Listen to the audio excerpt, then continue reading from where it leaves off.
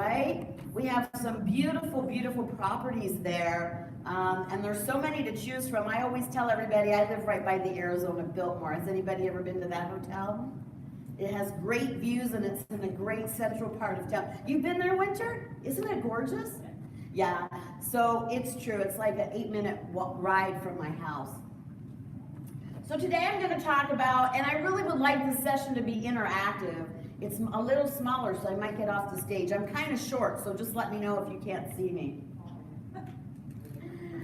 So after today's workshop, you're going to be able to identify some common challenges we all have working with me and event professionals. Would you think that every problem you have had is a problem somebody else has had? You just need to take the time to find the solution, correct? I mean, it's all the same frustrating things, and the industry exists the way that it has. The next thing is I'm going to teach you some techniques in being able to shift your vantage point. Maybe if you're a planner, you can be a little more empathetic for your hotelier, and if you're a hotelier, maybe you can be a little more empathetic towards your planner. And finally, we're going to discuss my favorite topic, why some of your best friends are not your best clients, and some of your best clients are not your best friends. Who finds that to be true? Yes. You're shaking your head. Do you want to share? No, no. I'm going to tell a whole story about that later. So again, jump in anytime. If you have a question, raise your hand. I'm happy to explain it as well as I can. So we're going to use Slido right now. And think about the most unusual place that you either met a client or talked to a client. What's the code? The most unusual place you either met a client or talked to a client. It's 704. 704. 704, yeah.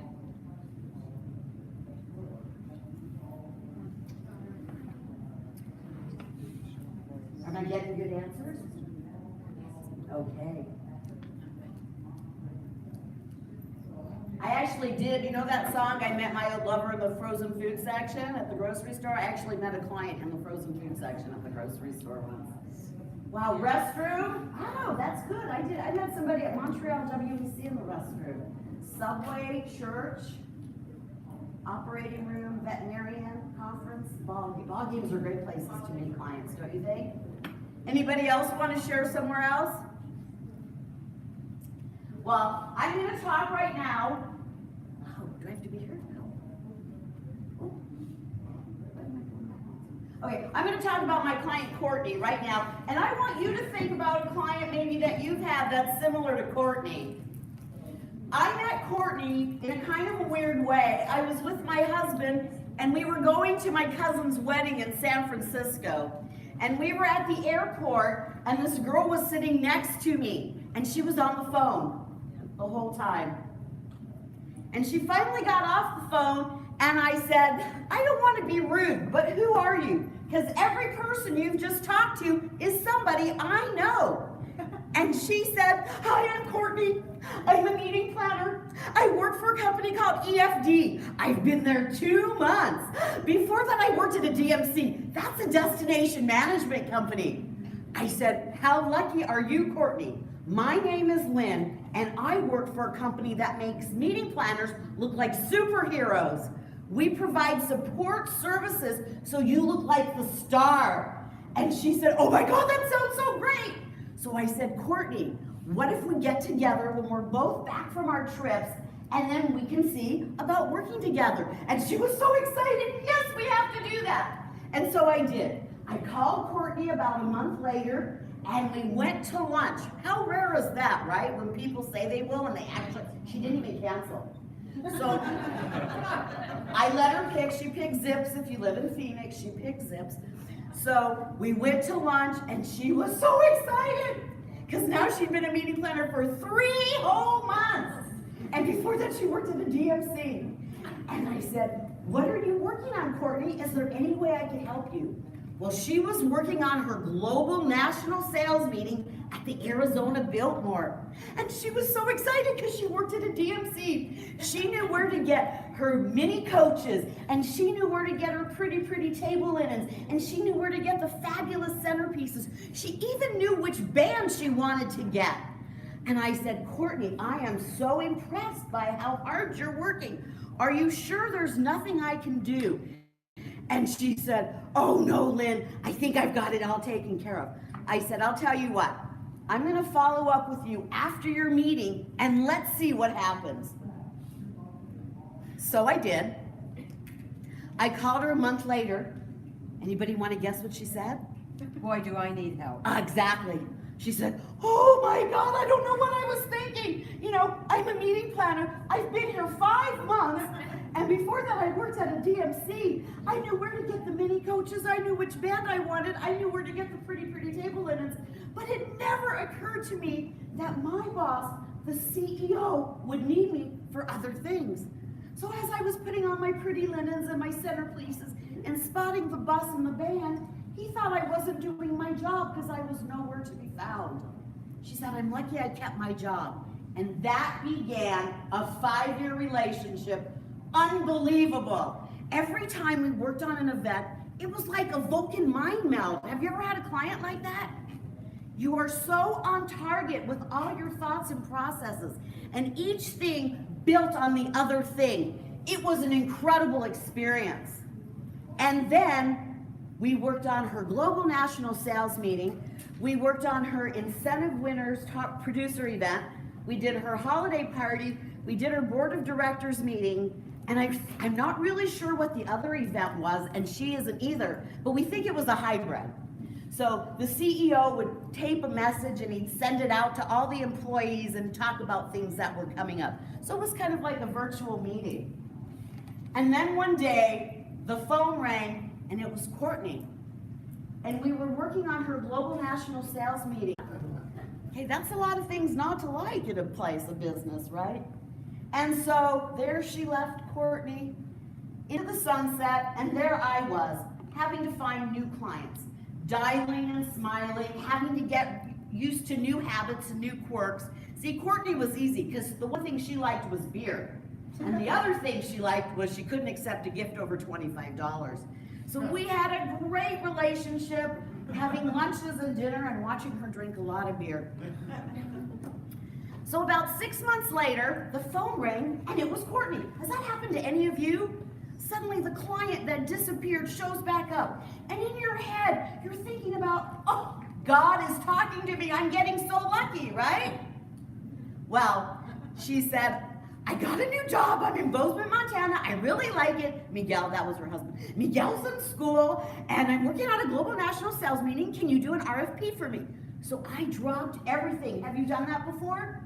You drop everything for that client. You're so excited about the prospect of working with them again.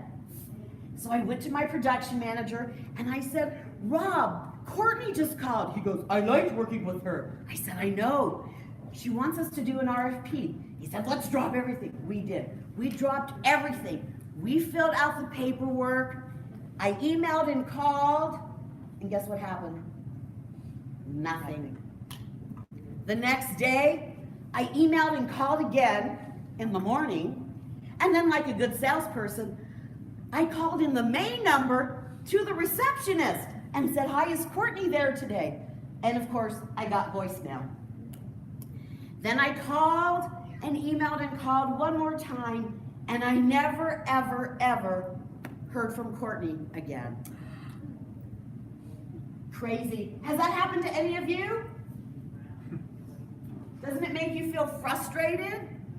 Right? You're thinking, what did I do wrong? How did I change? I'm still the kind of fun person that I always was, with a little bit of wackiness in there. I always paid attention to all those details. Does it make you feel confused?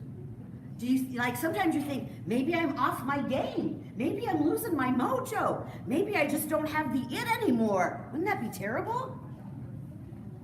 So you're not alone. Does anybody else have that happen to them? Do you want to share how you felt? 1, 2. Oh, I can see you want to say something. No. Okay. So, What I did was, I realized I'm in sales. But other people are trying to sell to me. Like, we're so busy thinking that we're in sales, we forget that we're other people's clients and that we constantly have to find new clients. So I thought, I am gonna see if I have any annoying habits to the people that I'm their client. So I asked them, what annoying habits do I have? What do I do that's annoying to you? So these are my big 3 answers I got about myself. They were so eye-opening. Number 1, I'm really, really loud and talk fast. Imagine. Number 2, I enter a room before I get there. Right? And number 3, I always have to have a Diet Coke. Okay, well that wasn't so bad, was it?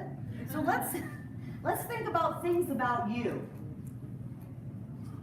So I asked my favorite top 50 meeting professionals, what processes and habits do hospitality salespeople have that are annoying and frustrating to you? So the first one is hidden costs not outlined in the contract, like box storage and holding fees. Who in here has ever experienced that? Okay. Does anybody want to share? What did you do when that happened to you? Yeah, don't be shy. What's your name? Hi, I'm Lynn. Hi, I'm Allison. Hi, Allison. 1 or 2 L's? 2 L's. Okay. So I came from the hotel side for 12 years, and I just recently made the switch to the buyer side. So I kind of a little bit more proactive, I feel like, in asking about these things, but I inherited some contracts where we didn't necessarily talk about that. So just using the partnership and seeing what could be negotiated after the fact. Right, so then you're like asking for a favor instead of negotiating. And have they been responsive? For the most part, I mean, some hotels definitely negotiate a little bit differently than others, but All right, and who here does charge storage fees and holding fees? Any property? If your clients are in the room, you can use the names Ruth and Naomi so they don't know you're talking about them. Right, so I was just hearing about a gal who had some special material sent to a hotel for her conference. The box was definitely at the hotel and she was being charged a storage fee for it, but yet the day before the meeting they couldn't find it. It was all of her badges and lanyards. So she had to stay up all night and recreated that, you know, put all those 300 back together with of course the help of the sales team. But then she didn't feel like she had to pay storage fee for that, right? Right. So you have to look at it both ways. And then power fees and taxes, I don't understand. So these are 2 things that happened to me. I used to work for a production company and I just ran into the owner and she told me this story. She said, Lynn, I was in Orlando, Florida doing a show and my power bill was $17,000. And I did it in Phoenix at a hotel and it was $32,000. So how do you explain the difference to your client, but how do you as a, especially event producer, even wrap your head around that? So has anybody run into a challenge like that? Do you work at a hotel or are you a planner? I'm a DMC. A DMC, so you're both. A supplanner, we call that. Can you imagine when you work in Europe and you cannot recuperate any of the US taxes? So you have to charge your client with the American taxes, plus you have to invoice with the country's tax. Wow. So you face double tax. They How do pay- you explain that? So do you have a conversation with them when they first start out? Do you say, have you planned a meeting in Europe before? We work in Europe. Oh, you work in Europe. But Oh, we okay. work in the States, because from every country in Europe we can recuperate our tax. Oh, okay. Except if you work in the States. So we pay hotel plus tax, restaurant plus tax, and gratuity. So it's very hard to estimate then, what you're It's doing. crazy. So Everything we pay, we have between 30 and 35% more between taxes and gratuity of the cost. So then you have to have a built-in stuff happens, I'm in trouble fund, right? Like, you have to pad it like 33% or something. Do you all do that too? So I was recently doing a gala at, I'll tell you what hotel. It was the beautiful Fairmont Scottsdale Princess, because I'll still work there again. I don't care that this happened to me. That is such fabulous property. So I was doing, actually it was our MPI gala. And I said, I have $35 inclusive for my entire meal. And so she said, no problem at all. Because she had gone to UNLV like me and was very, open to MPI. Caitlin was her name. She's not there anymore. And so 30 days, so everything was great. The AV was great. The hotel, they couldn't do enough bending over backwards to help us. 30 days later, I get a bill in the mail. So we had like 170 people. They charged me $1.50 per person. Who knew they taxed that service charge of 24%? So has that ever happened to you where you get a bill later and you're thinking, okay, do you want to share? Oh, no, I've had clients. What? I've had clients that have had that, yeah. And so how have you handled that?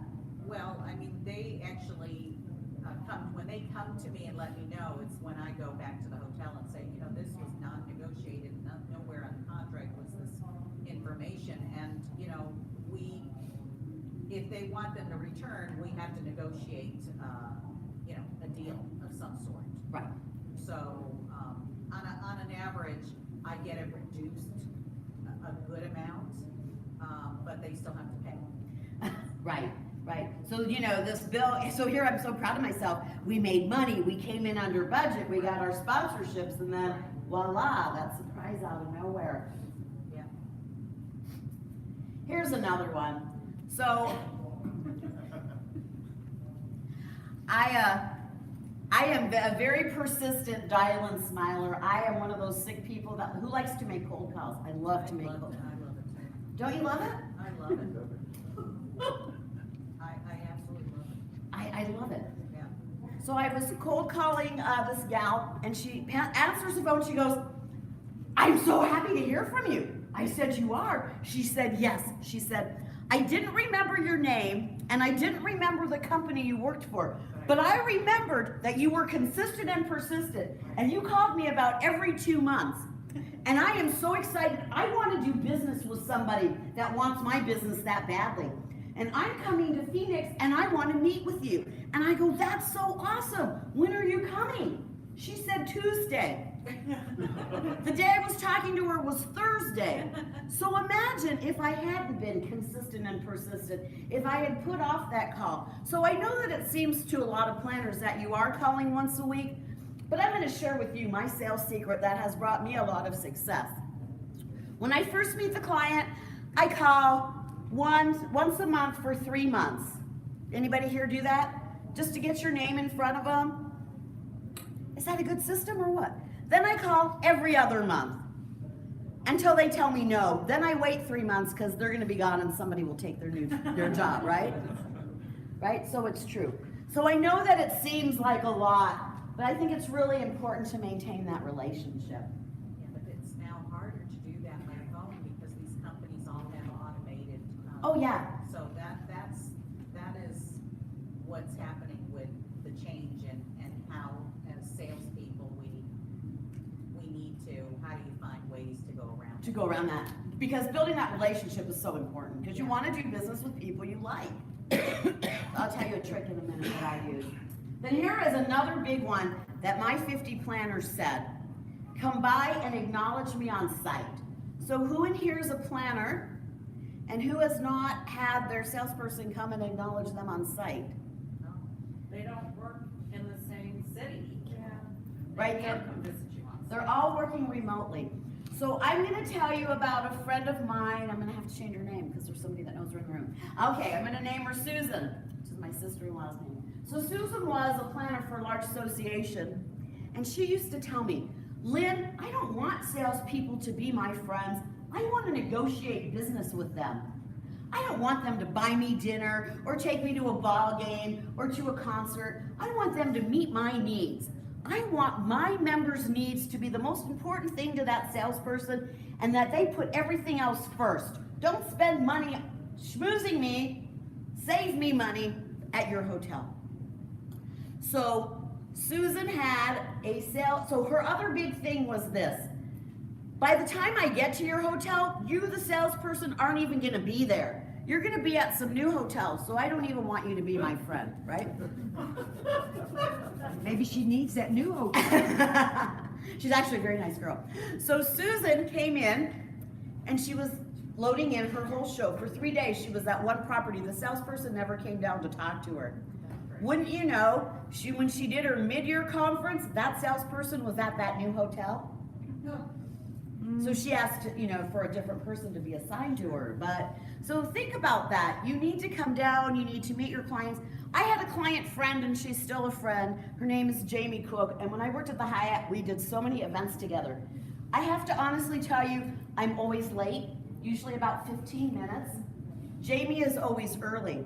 So when I get there at 7:30, she'd have been there at 7, drinking coffee, and I'd go, "Hi, Jamie, what do I need to know?" This is what she'd say. "Go back to your office. I'm talking to the banquet manager and the captain. I don't need you. You go sell some more. They're taking care of all my needs." And I used to think, I got up early for this. No, I'm kidding. But I thought, that's a great client because she felt so comfortable working at our hotel. You would have other clients. I had another client who she'd call me up and she'd say, "It's Margaret, I need lunch for 20 and I got 22 bucks. Call me back and let me know what I need." And if you had the audacity to lurch outside her room to make sure everything was okay, "What do you need?" "I just want to make sure everything's okay." You would know it if it wasn't. So sometimes you walk a fine line in that regard. But I have to tell you, that woman, Margaret, always asked for me. None of the other catering managers ever wanted to work with her. I was like, "Yeah, bring it on, bring it on." I find that actually a little bit hard, especially, well, I mean, probably for my experience, just because I don't live in the same state as my clients. So, and flying just for planning the extra here and there, it can be financially unstable. So, Sure. but now what I have done before is within that same week that they are planning, I will send off like some food for lunch for the people there. Oh, So that they can kind of see, oh, she's part of it, but not really. But she's not here, but she is kind of helping us out because we are so busy doing this. So do you use Zoom? Who in here has used Zoom? Okay, so to me, Zoom is way better than Skype. It's way better than GoToMeetings.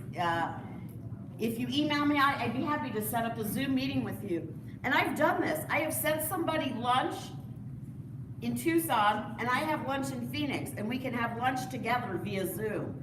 And even though you're in different cities and different states, you still have that thing going on there. So if you haven't used Zoom, I highly, highly, highly recommend it. It's free to use, up to 40 minutes.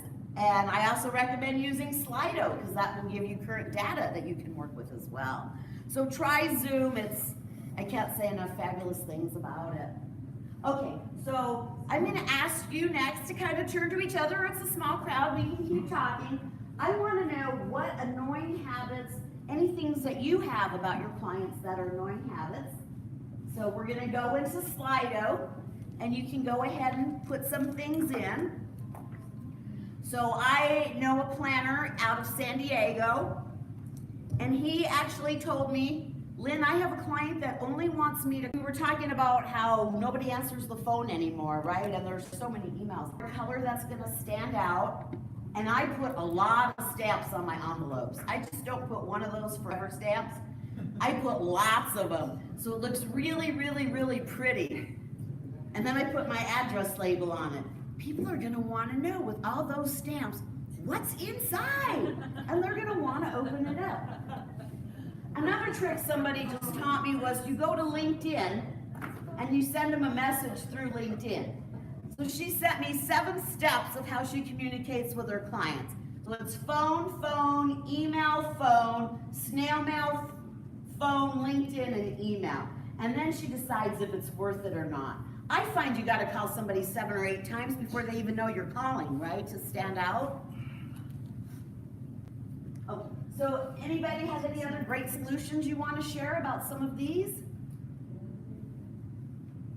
Remember, you're amongst friends. Okay, so these were my next questions. These were the next things that I got from my 50 favorite planners. Nickel and dime to death. Whoever feels that way. Okay, can you share? I can, and DMC side of things, so we get pretty tight budgets on a lot of things. Always looking for concessions, always looking for where can we cut back. They want this specific linen, but they don't want to pay for that specific linen. So where can we cut the budget? Anywhere to get that. It's always negotiating back and forth with the tiniest little things. So, it happens so frequently. It's not a one-off thing. Oh, right. It happens all. Everybody's looking for value, or else they need to prove that they're saving their company money. And then in another presentation, I talk about that same CEO, and Courtney and I were working on this global national sales meeting, and she had a very specific budget. And the first thing the CEO did was he came over and he added $3,500 worth of AV. Then he came over and added $2,500 for the band, and then he added another $2,000 in champagne, and that was all in one night. So now he's $5,000 over what her budget is, and she's trying to be, you know, fiscally conservative. So then she looks, you know, like she has egg on her face too, and the hotel's like, I thought you said they didn't have any money. So yeah, it doesn't work out good. Anybody else wanna? Yes. This is from a planner Please. perspective. Nickel and dime to death is the box storage and delivery but most of all, resort fee.